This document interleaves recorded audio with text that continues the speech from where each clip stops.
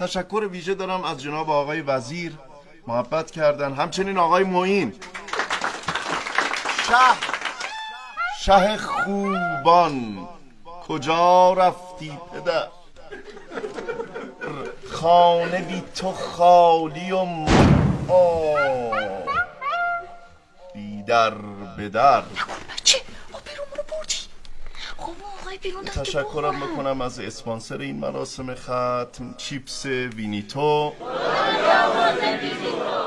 خدا بیبی یکی یکتون رو بیامرزه. خیلی خرسندم از این که جناب آقای معین بعد از ورود به کشور این اولین مراسمی است که اومدن. ممنون میشم اگر با صدای گرم خودشون این بار هم ما رو مهمان بکنن و یه حالی به من، در واقع یک حالی به قلب رنجور ما بدن. به افتخار جناب آقای معین یک کف مرتب صلوات الله.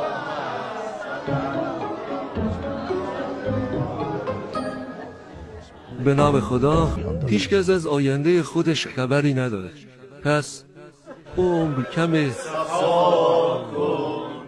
درد و غم و اگه نباشه دریا به قهوه،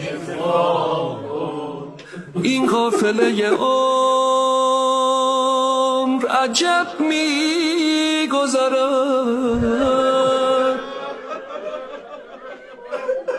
این قافله عمر عجب میگذره، دریا دمی که با طرب میگذرد، که بار و تب میگذرد، که بار و تب میگذرد.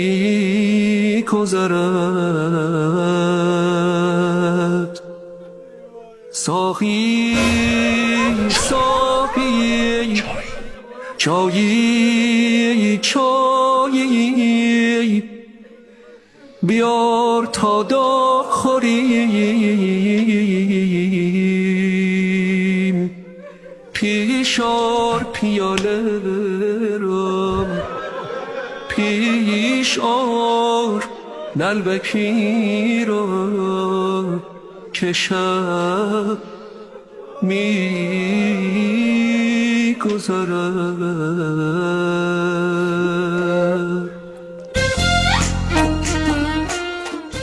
ما به جهت این که نشاط از جامعه ریشه‌کن نشه جناب وزیر، این بخش رو ممانعت نکردیم. اصلا آقا مراسم ختم پدر بزرگ، آقا من و خاندانم پدر بزرگم چی هممون فدای نشاط این مردم.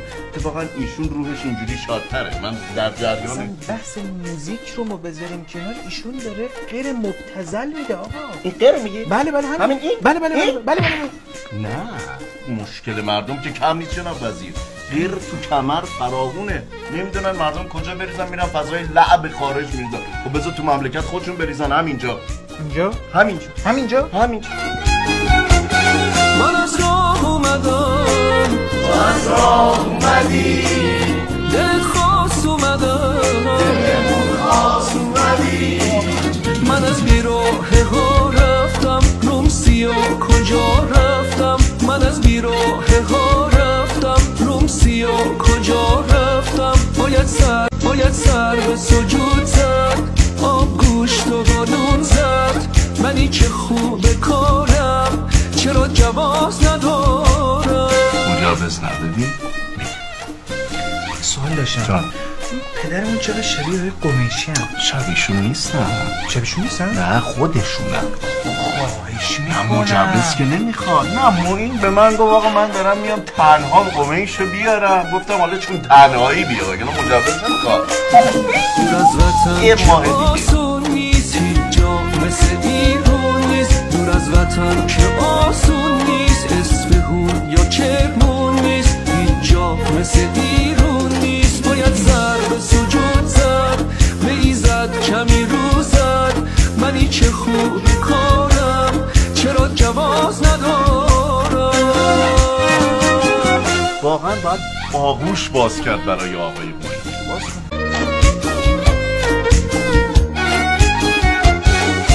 حاجی خدا خیرت بده. نمیدونیم با این مجوز چقدر مردم رو شاد کردی. خدا خیرت بده. اتفاقا آقای قمیشی هم انقدر گفت الو این اسم قمیشی میاد قطع. آقا تبریک انشالله بریم تو دل کنسرت هال. فقط اینو بگم که یه نکته کوچولو بود میگم به درصد ما فراموشه. ما با خواننده داخلی ها 70 منم 30 اونا برای کنسرت ها، ولی برای شما 50 به عشق صدا تا.